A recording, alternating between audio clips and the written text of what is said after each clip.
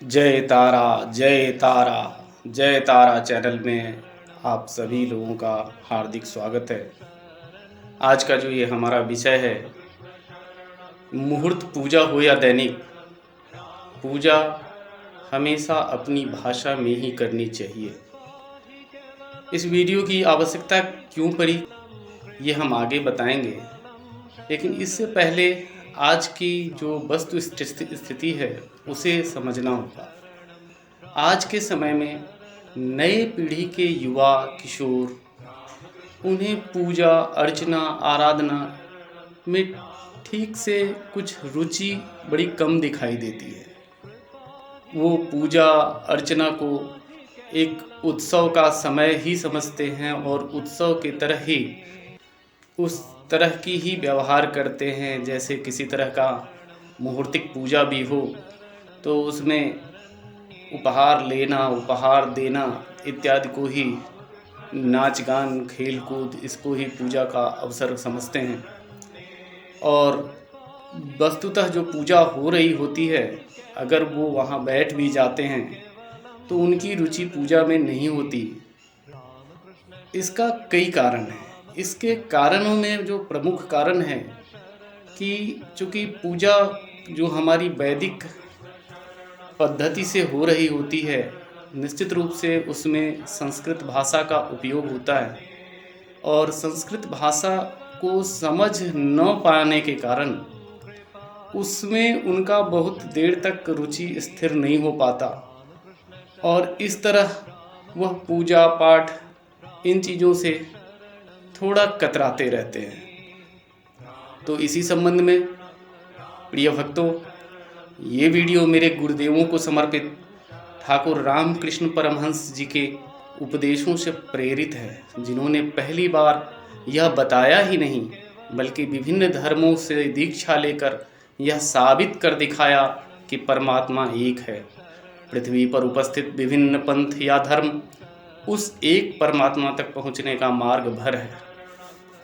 इसी क्रम को आगे बढ़ाते हुए उन्होंने इस बात की आवश्यकता बताई कि युगानुसार पूजा आराधना साधना की विधि एवं भाषा को सरल करना आवश्यक है। पूजा अपने इष्ट प्रभु को की जाती है, जिसमें ना वस्तु ना विधि का कोई विशेष महत्व है। महत्व है तो सिर्फ भाव का, और बगैर शब्दों के अर्थ को समझे किसी में कैसे एक भाव का प्रस्फुटन हो सकता है। एवं सभी युगों से कुछ नाम लिए जा सकते हैं, जैसे श्री नारद जी, माता शबरी, सुदामा जी, श्री संत कबीर, श्री शंकराचार्य, संत रैदास, संत तुकाराम, संत ज्ञानेश्वर, संत एकनाथ, श्री चैतन्य देव, श्री लाहरी महाशय, श्री जयदेव, श्री तैलंग स्वामी, श्री राम प्रसाद, श्री कमलाकांत, स्वामी विवेकानंद और स्वयं श्री रामकृष्ण परमहंस। लेकिन सभी संतों को अपने इष्ट प्रभु से साक्षात्कार अपने अपने युग भाषा में ही हुआ। अर्थात पूजा आराधना साधना आवश्यक तो है, पर भाव के साथ, भाव के बिना समर्पण संभव नहीं। उपयुक्त संदर्भ में एक कदम आगे बढ़ते हुए मैं यह भी कहना चाहता हूँ कि पूजा आराधना सिर्फ भारतीय भाषाओं में ही नहीं बल्कि इस प्रकृति में उपलब्ध किसी भी भाषा में की जा सकती है, क्योंकि वह एक परमपिता परमात्मा जो चींटी के पग की ही नहीं ध्वनि सुन सकता बल्कि गूंगे की भाषा भी अच्छी तरह सुन सकता है। इस क्रम में परमहंस जी ने कहा है कि पूजा आराधना साधना के 3 प्रकार हैं। हम 3 तरह से पूजा आराधना या साधना करते हैं। वो हैं सात्विक, राजसिक और तामसिक विधियों से। सात्विक विधि जिसमें दैनिक पूजा बगैर किसी आडंबर से सरल तरीके से हम अपने घर में करते हैं, जिसमें भक्त अपने परमात्मा के साथ एकात्म होता है। राजसिक पूजा में इन्हीं पूजा के साथ धूमधाम गाजा बाजा, नाच कूद, ब्रह्मभोज इत्यादि जोड़ दिया जाता है। और तामसिक पूजा में फिर इन्हीं पूजा को आगे बढ़ाकर इसमें बलि, समर्पण आदि की प्रक्रिया की जाती है। परंतु इन तीनों जो प्रकार हैं, 3 तरह की जो पूजा हैं, उन सब में जो सफल एवं उत्कृष्ट पूजा है वो है सात्विक तरीके से, जहाँ कोई एक अपने प्रभु के साथ अकेले में भावों को प्रकट कर अपने इष्ट को सुनाता है और सिद्धि भी इसी भाव में अधिक प्राप्त होता है। इस क्रम में मैं आवाहन करता हूँ उन सभी धर्मात्माओं को जिनकी इच्छा तो पूरी होती है, उनकी इच्छा पूरी होती है, परंतु युगों से पूजा में वैदिक भाषा संस्कृत के प्रयोग होने के कारण जटिलता महसूस करते हैं और कतराते हैं किसी तरह की पूजा अनुष्ठान से। पर मैं कहता हूँ, आप अंग्रेजी जानते हैं, आप फ्रेंच जानते हैं, आप स्पेनिश जानते हैं या चाइनीज़ जानते हैं, आप उसी अपनी भाषा में पूजा कर सकते हैं। और अगर आपने मन मुख एक कर अपना पूजा किया है तो मैं आश्वस्त करता हूँ कि आपकी प्रार्थना अवश्य सुनी जाएगी, आपको दर्शन अवश्य मिलेंगे। ऐसा कहने का मेरा तात्पर्य वैदिक मंत्र पुरोहित की आवश्यकता को नकारना नहीं है, बल्कि इसकी अनुपलब्धता के कारण उत्पन्न परिस्थिति में भी समाज को ईश्वर और सनातन धर्म से जोड़े रहना है। क्योंकि श्री रामकृष्ण ने कहा है कि अगर ईश्वर न हो जीवन में तो व्यक्ति जी ही नहीं सकता, इस संसार की सृष्टि ही नहीं रह सकती अगर ईश्वर ना हो तो। प्रिय भक्तों, मैं जानता हूँ वीडियो थोड़ा लंबा जा रहा है और आप सबों को थोड़ा ज़्यादा समय देना पड़ रहा है, लेकिन यह विषय इतना महत्वपूर्ण है, इसे हम सभी को अच्छी तरह से समझ लेना होगा। इसी में हमें एक आसान पद्धति प्राप्त हो पाएगा जिससे हमें आगे चलकर पूजा हो उसमें किसी तरह की परेशानी नहीं आएगी। इसको जानने के लिए ही आगे हमने जो पूजा की वैदिक क्रम है पंचोपचार, जिसमें मुख्य 5 वस्तुओं का समर्पण किया जाता है, और दूसरी जो क्रम है वो षोडशोपचार होता है जिसमें 16 वस्तु का समर्पण होता है, 16 तरह से ईश्वर को सम्मान दिया जाता है।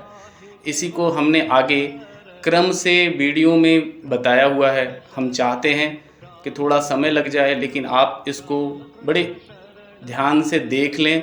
इसमें ऐसा कुछ जटिलता नहीं है, आप बड़े ही आसानी से, आप चाहे पंचोपचार पूजा हो या षोडशोपचार पूजा हो, आप इन क्रम से अपनी पूजा को विधिवत संपन्न कर सकते हैं।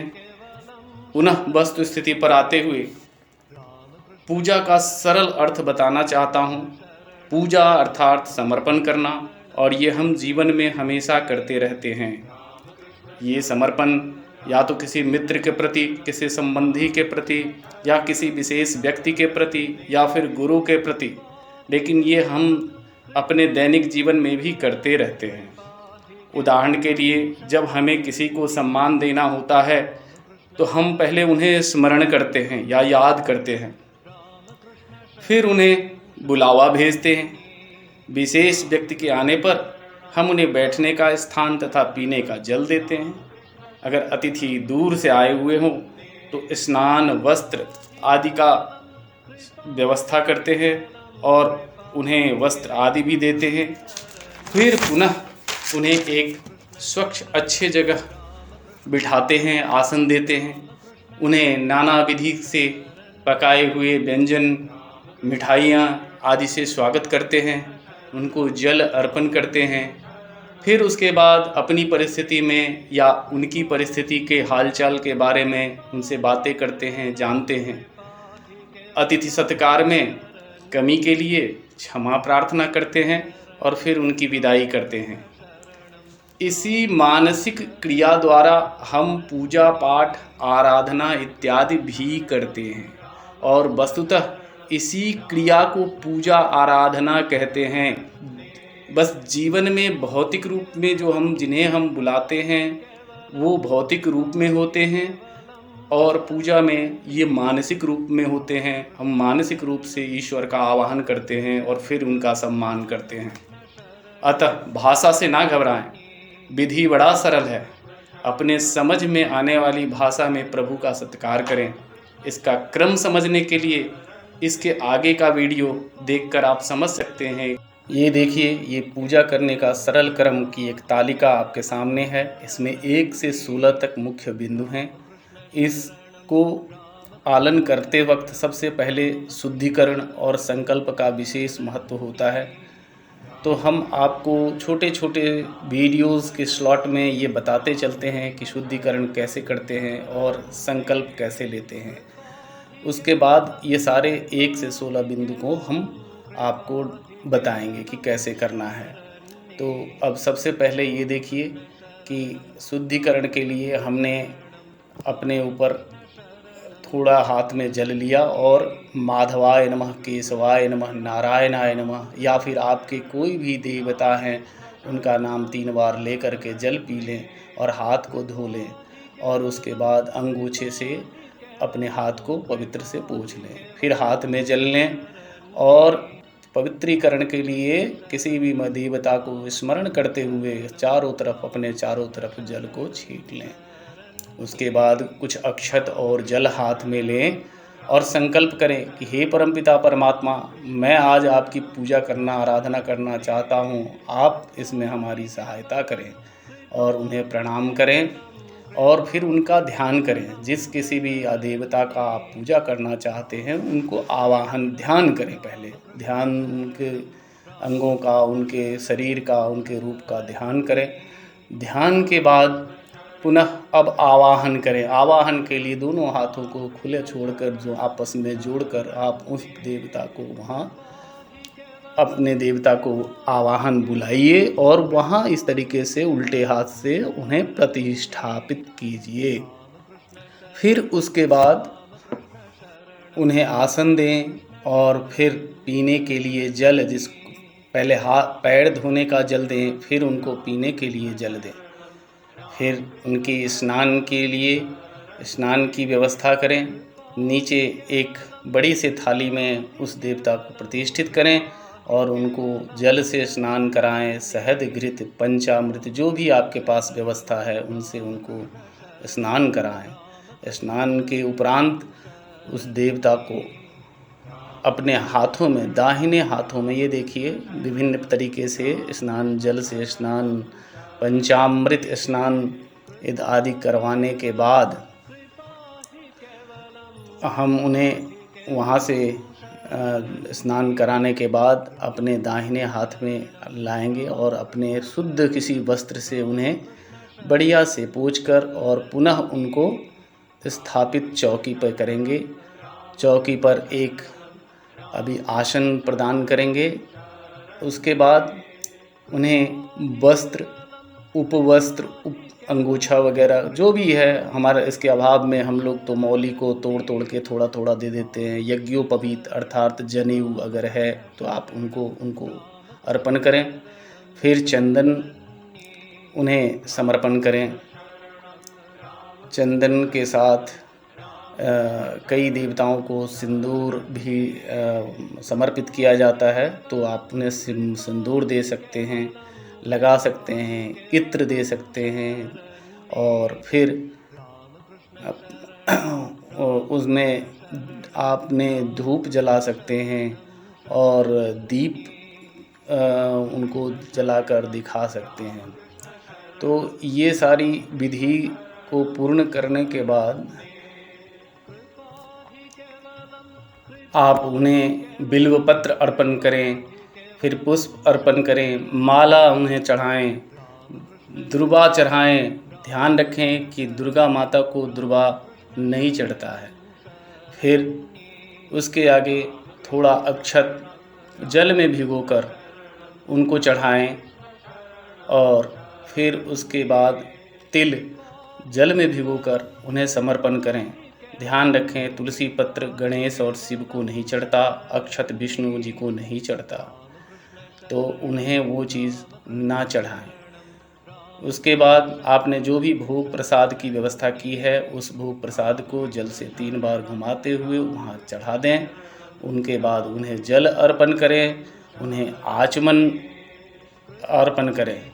फिर उन्हें पान या सुपारी जो मुख शुद्धि के लिए है वो अर्पण करें और भगवान से प्रार्थना करें कि हे भगवान, अगर मेरे पूजा में कुछ छूट हो गई उसकी अभाव दक्षिणा भी ग्रहण करो।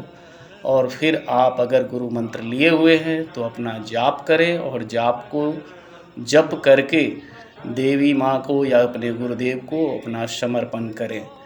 उसके बाद हवन समर्पण करने के बाद पंचदीप आरती आप करें। 5 दीपों को जलाकर एक साथ आरती कर सकते हैं या फिर कर्पूर से आरती कर सकते हैं। कर्पूर के जलाकर उसे दिखाकर उन देवों को समर्पण करें। और फिर याद रखें कि जब हम कुछ समर्पण करते हैं तो उस वस्तु का समर्पण ना करके जल के द्वारा उस वस्तु को दिखाकर और ईश्वर के चरणों में समर्पण करते हैं। फिर कम से कम 4 बार प्रदक्षिणा करें और कहें, हे ईश्वर, हमसे जो भूल हो गई होगी इस पूजन के क्रम में, किसी तरह की कोई भी किसी का नुकसान हुआ होगा तो उस गलती के लिए हमें क्षमा करें। और क्षमा जो है कम से कम 3-4 बार अपनी कान पकड़कर उठ बैठकर उनसे क्षमा मांगें। फिर ब्राह्मण की दक्षिणा दें और विसर्जन हर जिस देवता का आपने आवाहन किया है फिर से कहें कि हे ईश्वर, हमसे जो हो सका तो मैंने पूजा किया, और फिर प्रसाद ग्रहण करें। इस तरीके से आपकी पूजा षोडशोपचार पूजा संपन्न होगी। लेकिन पंचोपचार पूजा के लिए इसी क्रम को जो हमने दिया है तालिका, उस तालिका में 3 नंबर, 4 नंबर, 7, 8, 9, 10 अगर इतनी प्रक्रियाएं अगर आप अपनी दैनिक पूजा में कर लेते हैं तो भी पूजा आपको स्वीकार हो जाती है। ध्यान रखें, शुद्धिकरण का और क्षमा प्रार्थना का हमेशा ही एक अभ्यास रखें कि अपने दैनिक पूजा के क्रम में भी शुद्धिकरण और पूजा के बाद क्षमा प्रार्थना अवश्य करें। भक्तों, ये सबसे सरल पद्धति है, सरल तरीका है। किसी भी पूजा पाठ अनुष्ठान को इसी तरीके से संपन्न किए जाते हैं। पूजा भाव से होना चाहिए। पूजा वस्तुओं के समर्पण का बहुत ज़्यादा महत्व यहाँ नहीं होता है। यहाँ है कि आपकी पूजा स्वीकार हो, वो तभी होगी जब पूजा पूर्ण रूप से एकाग्र होकर भाव में होगी। इस वीडियो में हमने आपको यही बताने की कोशिश की है कि पूजा करना, साधना करना ये बहुत ही अगर सरल हो जाता है अगर हम अपनी भाषा में करें। और इसके करने के कारण हम देखेंगे कि एक घर में बड़ा पॉजिटिव, बड़ा ही सुंदर माहौल बनता है और सभी लोगों को एक संतुष्टि मिलती है कि मैं आज ईश्वर से जुड़ सका। तो आप लोगों से यही विनती है कि मैं ये नहीं चाहता कि आप इसको भौतिक रूप से पसंद करें, लाइक करें या सब्सक्राइब करें, लेकिन यह ज़रूर चाहता हूँ कि इस वीडियो को आप अपने जानने में, जान पहचान वालों में, अपने परिवार के लोगों में, अपने बच्चों में, इवन आप जिनकी भी भला करना चाहते हैं उनको वहाँ तक इसको पहुँचाइए उन्हें, ताकि उन्हें यह पता चल सके कि पूजा करना हमारे लिए आवश्यक है। तभी हम ईश्वर से जो हमारी विनती है हम अपनी पहुँचा पाते हैं। और इसी क्रम में आज इस वीडियो थोड़ा लंबा हो गया तो आज मैं यह क्षमा मांगता हूँ। और इससे आगे अगले वीडियो में इसी चीज़ को अगर आपको समझना हो, समझाना हो तो मैं इसी को स्लो मोशन में फिर से एक बार रिकॉर्ड करके आप सबों तक पहुंचाऊंगा। अगर ये आपको निश्चित रूप से ये वीडियो अच्छा लगा होगा। आप सबों का धन्यवाद।